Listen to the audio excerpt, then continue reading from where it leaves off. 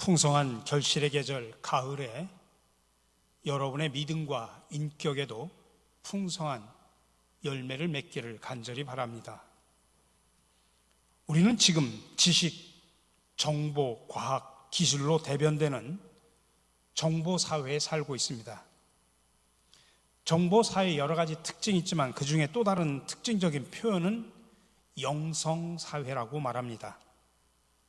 이 시대는 영성이 최고조로 발달하는 시대입니다.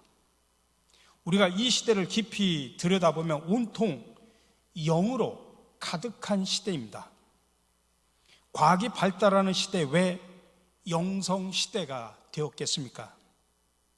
사람들은 과학이 발달하면 발달할수록 초과학적인 신비에 관심을 가지게 되어 있습니다. 그래서 레너드 스윗이라고 하는 신학자는 영성은 전례 없이 붐을 이루고 있다. 신세대들은 신중독자들이다 라고 표현을 했습니다. 정말 온 천지가 신중독에 걸려 있는 것 같습니다. 이데올로기 시대는 각자의 이념이 신앙입니다. 그래서 지금은 영적 전쟁의 시대입니다. 참 영과 거짓 영이 서로 싸우는 시대입니다. 우리 시대 어떻게 보면 보수와 진보도 자세히 보면 영적인 싸움입니다. 서로가 자신의 이념으로 투쟁하고 있기 때문입니다. 그래서 앙드레 말로는 21세기는 종교적일 수밖에 없다라고 표현했습니다.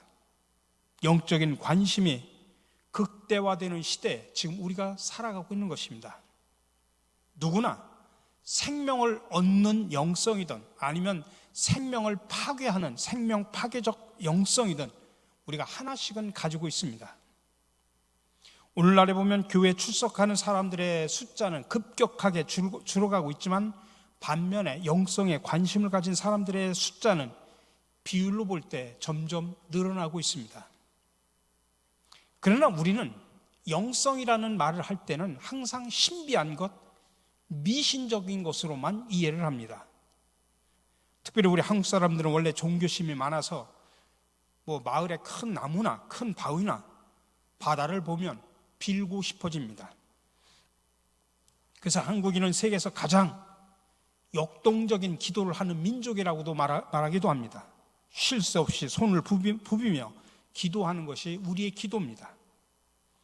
이런 예가 사도행전 17장 22절에 보니까 바울이 그리스의 아테네, 당시의 성경에는 아덴으로 나옵니다만 거기에 가서 뭐라고 이야기했냐면 아덴 사람들아 너희를 보니 범사에 종교심이 많도다라는 그런 말을 전하고 있습니다.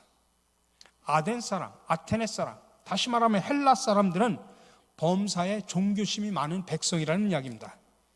근데 이 말씀은 좋은 뜻으로 표현한 것이 아니라 늘 미신적이라는 말이 담겨져 있습니다.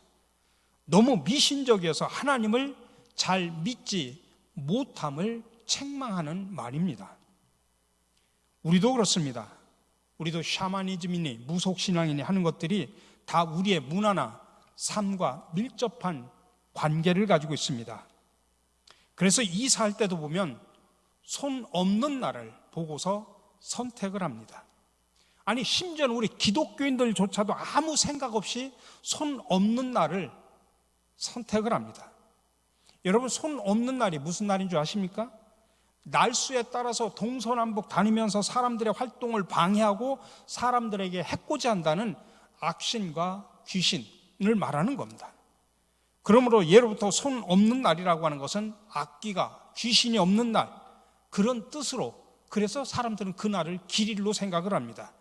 그래서 이날에 이사를 한다든지 혼인을 한다든지 개업을 한다든지 중요한 행사의 날짜를 정하는 기준으로 삼았다는 이야기입니다.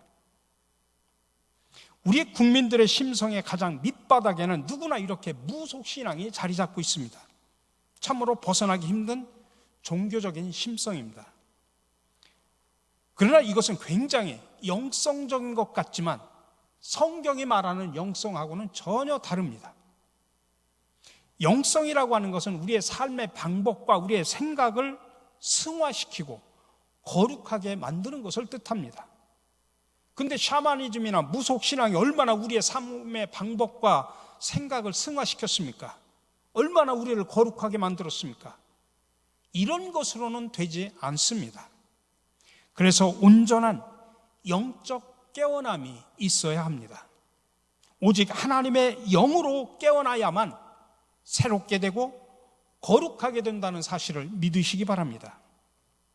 스위스의 철학자 겸 작가인 앙리 프레드릭 아멜이라는 사람은 이런 말을 했습니다. 영적 생활이 없는 사람은 환경의 노예이다. 다시 말하면, 거꾸로 이야기하면 영적 생활을 해야 우리가 환경을 지배하고 산다는 말입니다.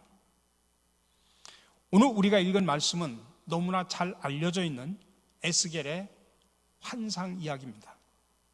골짜기에 널려있던 마른 뼈들이 서로 이제 맞아가지고 몸을 이루지만 영이 들어가지 않으면 군대가 되지 못합니다. 마찬가지로 사람들이 영이 없으면 아무 힘이 없습니다. 우리의 뼈와 근육과 피부가 있지만 영이 없으면 군대가 될 수 없습니다. 그러므로 하나님의 영이 들어가 힘 있는 군대 같은 여러분들이 되시기를 간절히 바랍니다.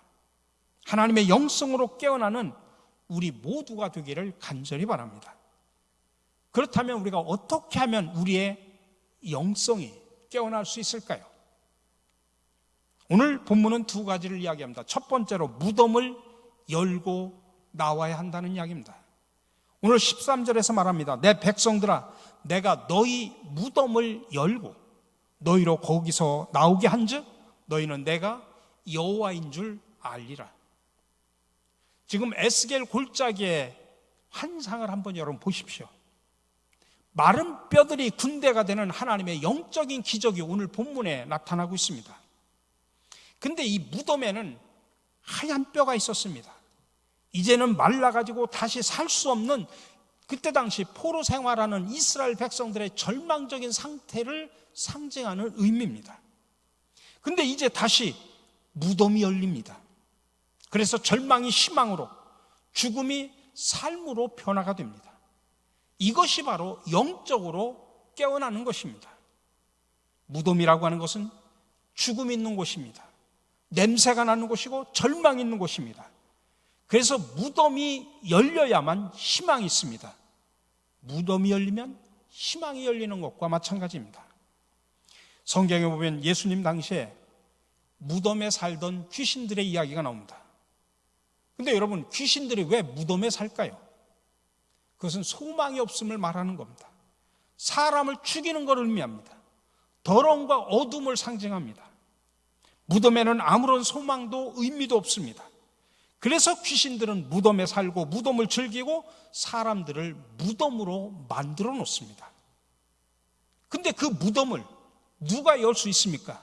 내 힘으로, 내 능력으로? 아닙니다. 내가 너희 무덤을 열고라고 오늘 본문에서 말합니다. 내가가 누굽니까? 하나님께서 무덤을 열어야 그 무덤이 열린다는 이야기입니다. 나사로가 죽었을 때 무덤 앞에 가서 돌문을 바라보시면서 예수님이 뭐라고 말씀하십니까? 돌을 옮겨 놓으라. 무덤 앞에 무덤을 가로막고 있는 돌을 옮겨 놓으라고 말합니다. 이것은 예수님만이 할 수 있는 권위적인 그러한 명령입니다. 그러므로 영적인 삶은 무엇보다도 깨어 있음이 문제입니다. 무덤에서 깨어나 나와야 합니다. 무덤과 죽음과 더러움과 어둠을 좋아하는 그런 일그러진 영을 깨고 밝음으로 나와야 합니다. 그래야 영이 살아난다는 사실을 기억하시기 바랍니다. 여러분, 죽었다 깨어나도 못하는 일이 뭔지 아십니까? 죽었다 깨어나도 못하는 일, 죽었다 깨어나는 일입니다. 그러나 죽었다 깨어나는 일도 주님 안에서는 가능하다는 사실을 믿으시기 바랍니다. 죽은 자여 일어나라. 이 한마디에 다 일어나게 됩니다. 죽은 영에 말씀하십니다. 무덤에서 나와서 죽은 자여 일어나라. 예수님의 이 한마디에 죽은 영이 살아나고 힘 있는 군대가 되게 되는 것입니다. 그러니 우리 모두의 영이 죽은 상태에서 다시 일어나야 됩니다. 우리의 영이 무덤에서 나와서 깨어나야 나 자신이 살고 우리의 가정이 살고 우리 교회가 희망이 있고 그래서 민족에게 소망을 줄 수 있습니다. 오늘날 우리 모두는 문화적으로나 사회적으로나 정치적으로나 종교적으로 폐허 한가운데 서 있는 느낌입니다. 특별히 코로나로 인해서 또는 폭력과 대량 학살, 인종차별, 에이즈 공포, 각종 범죄, 테러, 외설적인 음악, 또 무방비로 노출된 암령과 생명은 우리가 도저히 안정감을 느낄 수가 없습니다. 정말 영적 폐허 가운데 우리가 지금 살아가고 있습니다. 그렇기 때문에 우리는 다시 영이 살아야 공동체가 산다는 사실을 아셔야 됩니다. 지금 어떻게 보면 영성과 비영성이 함께 싸웁니다. 요즘에 보면 교회 안에도 영은 떠나가고 이름만 가진 명목상의 그리스도인들이 얼마나 많은지 모릅니다. 영적 상태가 죽어있는 무덤과 같은 상태라는 이야기입니다. 우리가 즐겨 부르는 찬송가 가사 가운데 이런 말이 있죠. 이 세상에 죄악된 일이 많고 참 죽을 일 쌓였구나. 내 주 예수 날 건져 주시오니 곧 평안히 쉬리로다. 그렇습니다. 여러분, 이 세상에는 죽을 일들이 쌓여 있습니다. 얼마나 무덤들이 많은지 모릅니다. 이런 상황에서 무덤을 여시는 주님의 영을 통하여 깨어나는 저와 여러분들이 되시기를 간절히 축원합니다. 두 번째로, 하나님의 영을 우리 속에 두어야 합니다. 오늘 14절에서 말합니다. 내가 또 내 영을 너희 속에 두어 너희가 살아나게 하고. 여기서 말하는 내 영이라고 하는 것은 하나님의 영, 성령을 말합니다. 하나님의 영을 우리 속에 두어야 우리의 영이 살아나고 힘 있는 군대가 된다는 이야기입니다. 그래서 또 세상을 변화시키고 동시에 세상을 섬길 수가 있는 것입니다. 근데 우리의 영은 하나님의 영으로만 살아납니다. 왜냐하면 하나님의 영, 성령은 살리는 영이기 때문입니다. 지금 바벨론 포로에서 절망하고 죽어가는 이스라엘 백성들이 하나님의 영으로 거듭나야 새 영이 되고, 그래서 그들의 삶이 회복되고 포로에서 다시 고국으로 돌아갈 수가 있습니다. 이것이 에스겔 환상에서 나타난 하나님의 백성에 대한 하나님의 뜻입니다. 그러므로 우리가 살려면 하나님의 성령을 우리 속에 초청해야 됩니다. 이 말을 다른 말로 표현하면 우리의 삶 속에서 항상 하나님의 임재를 체험해야 된다는 뜻입니다. 로렌스 형제는 하나님의 임재를 철저하게 경험한 사람입니다. 1611년에 프랑스에서 태어난 로렌스 형제가 있었습니다. 그분은 80세의 나이로 세상을 떠나기까지 반평생이 넘도록 그 수도원의 부엌에서 음식을 만들고 또 많은 수도사들의 샌달을 수선한 등 허들의 일만 평생 한 사람입니다. 하지만 그는 일의 크고 작음에 전혀 상관하지 않고 오직 그의 일상 가운데 무슨 일을 하든지 하나님을 뜨겁게 사랑하는 마음을 가지고 그 일에 임했고, 기도 중이든 또 일을 하는 중이든 늘 하나님의 임재를 매 순간마다 경험하면서 살았습니다. 그러니 로렌스의 하나님은 그와 함께 음식을 만들었고, 그와 함께 심부름을 했고, 그와 함께 걸레질을 했고, 그와 함께 항아리를 닦았습니다. 많은 사람들이 이런 로렌스의 이런 삶에 감명을 받았고, 나중에 파리 대주교인 보포프 신부가 일상에서 로렌스의 삶에 역사하시는 그 하나님을 발견하고서 그와 대화를 나누면서 편지를 주고받은 내용들을 엮어가지고 책으로 낸 것이 바로 하나님의 임재 연습이라고 하는 유명한 책을 내게 된 것입니다. 여러분, 하나님의 영이 우리 속에 들어와 있어서 하나님과 동행하고 하나님의 인도를 받는 삶, 그 하나님의 임재는 우리가 어떤 환상이나 꿈이나 예언 등과 같은 대단한 일로만 역사하는 분은 아니라는 이야기입니다. 오히려 우리의 사소한 일상을 통해서 하나님은 개입하시기를 원하시고, 하나님 자신을 나타내 보여주시기를 원하시고, 바른 길로 인도해 주시기를 하나님은 원하십니다. 우리가 시간을 정해놓고 몇 시간 기도하는 것도 우리에게 귀한 일이지만 하나님의 임재 연습은 특정한 시간, 특정한 장소에서만 이루어지는 것이 아니라 오늘 내 삶의 자리 속에서, 내 삶 속에서, 오늘 나의 구체적인 일상생활 속에서 삶으로 기도하고 삶으로 실천하면서 하나님의 임재를, 성령이 나와 함께함을 체험하며 살아가는 것입니다. 사랑하는 성도 여러분, 여러분의 영이 이 시간 무덤에서 깨어나기를 간절히 바랍니다.